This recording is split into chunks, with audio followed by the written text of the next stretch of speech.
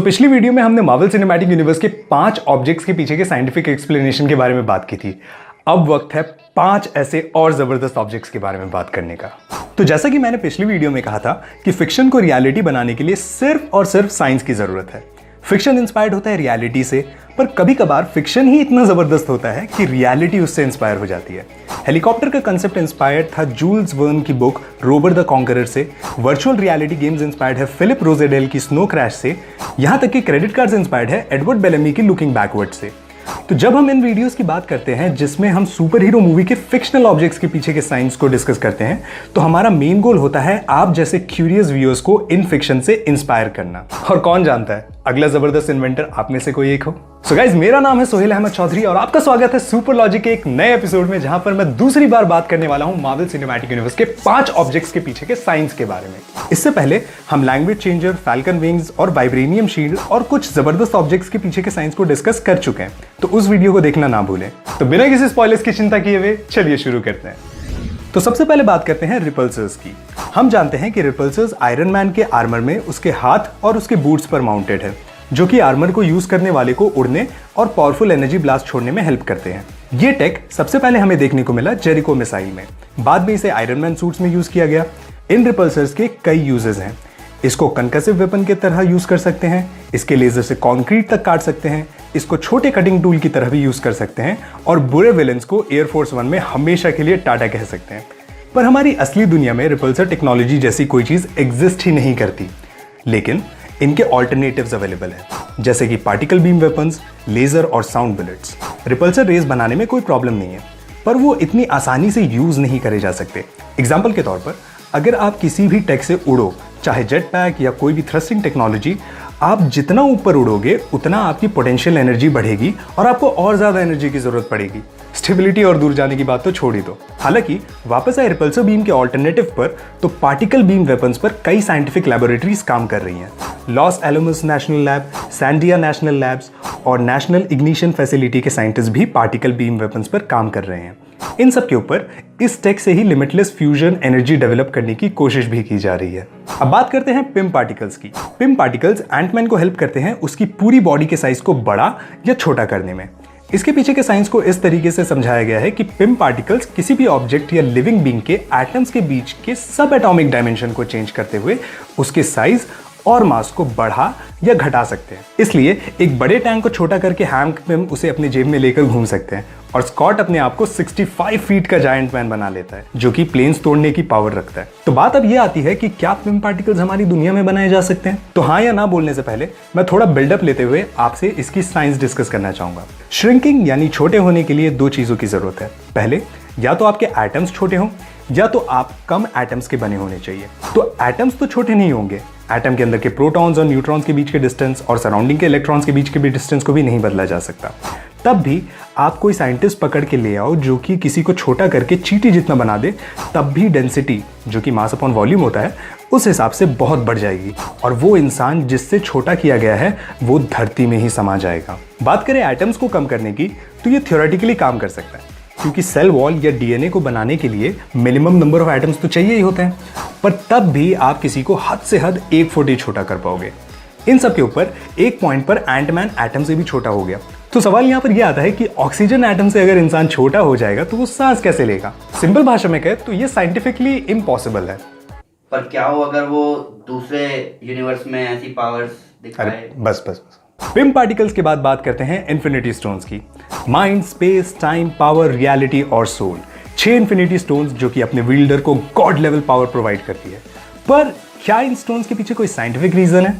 Marvel cinematic universe में कहा गया है कि पहले यूनिवर्स में कुछ नहीं था, फिर बिग बैंग हुआ जिससे 6 इन्फिनिटी स्टोन्स निकल कर आए। हर स्टोन्स एग्जिस्टेंस के एक एसेंशियल एस्पेक्ट को कंट्रोल करते हैं।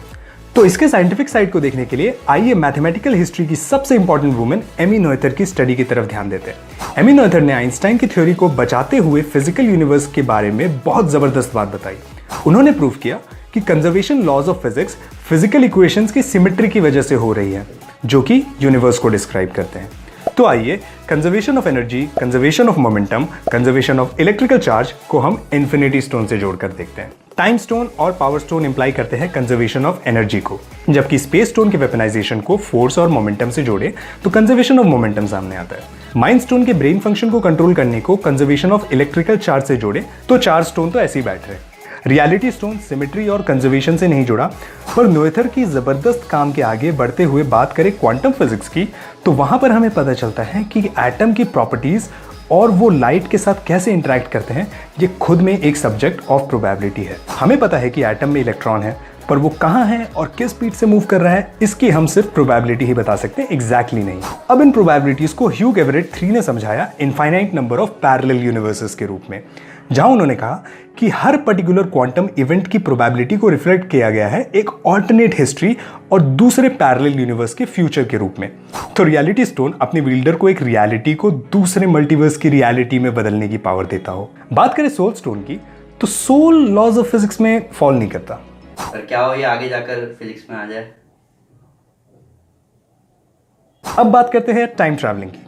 पता है क्या, इस टॉपिक के ऊपर आप, मैं, हम सब एक पूरी किताब भर सकते हैं, पर इसको सबसे आसान तरीके से समझने की कोशिश करते हैं। टोनी स्टार्क ने इन्वर्टेड मूबीज मॉडल को यूज किया क्वांटम रेल्म के साथ, और एवेंजर्स ने आधे यूनिवर्स के लिविंग बीइंग्स को बचाया। यहां सिंपली टाइम ट्रैवलिंग यूज नहीं हुई, यहां और भी कई चीजें, जैसे वापस सेम प्रेजेंट में आने का जुगाड़ और इन्फिनिटी स्टोन्स। पर यहां वर्म होल्स का कंसेप्ट भी यूज किया गया है।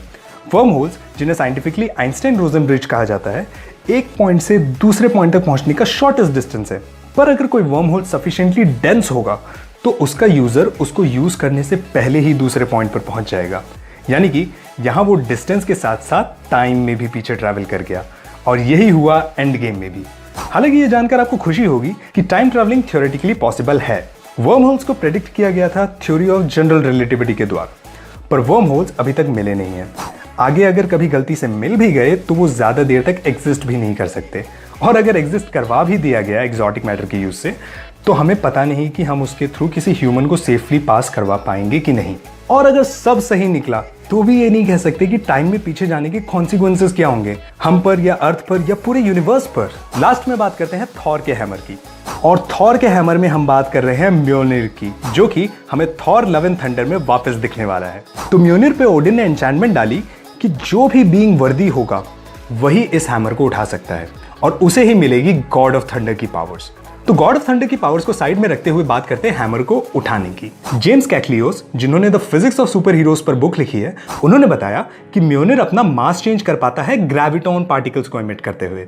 यानी कि थॉर के हैमर अपने आसपास की ग्रेविटी को चेंज करते हुए खुद को इतना हल्का बना लेता है कि थॉर उसे आराम से उठा सके, और इतना भारी बना लेता है कि जो वर्दी नहीं है वो उसे ना उठा सके। और बात भारी की ही नहीं है, हैमर के ग्रेविटॉन पार्टिकल्स उतनी ही एनर्जी लगाते हैं जितनी एनर्जी उसका अनवर्दी यूजर उसको उठाने के लिए लगाता है, और इसलिए फोर्स बैलेंस होने की वजह से अनवर्दी बीइंग उसकी पोजीशन चेंज नहीं कर पाता।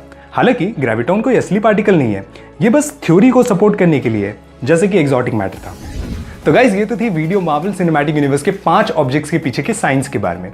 फिर भी अगर हमसे कोई डिटेल मिस हो गई हो, या अगर आपको कोई इससे रिलेटेड नया डिटेल पता हो, तो हमें नीचे कमेंट सेक्शन पे जरूर बताएं, या फिर हमारे सोशल मीडिया हैंडल्स पर हमें शेयर जरूर करें। हम हर जगह हैं। तो गाइज, ये तो थी सुपर हीरो साइंस से रिलेटेड एक वीडियो। फिर भी अगर आप थॉर के हैमर के पीछे की एक्सप्लेनेशन, या फिर वर्म होल्स, या फिर टाइम ट्रैवलिंग के पीछे की साइंस की डिटेल वीडियोस देखना चाहते हैं, तो आप मेरे चैनल लॉजिकल पैराडॉक्स पे देख सकते हैं। वहां पर मैं ऐसी साइंस से रिलेटेड वीडियोस बनाता रहता हूं। और अगर आपको ये वीडियो पसंद आए तो इसे अपने दोस्तों के साथ शेयर करें, because now you are super smarter than before. Piece.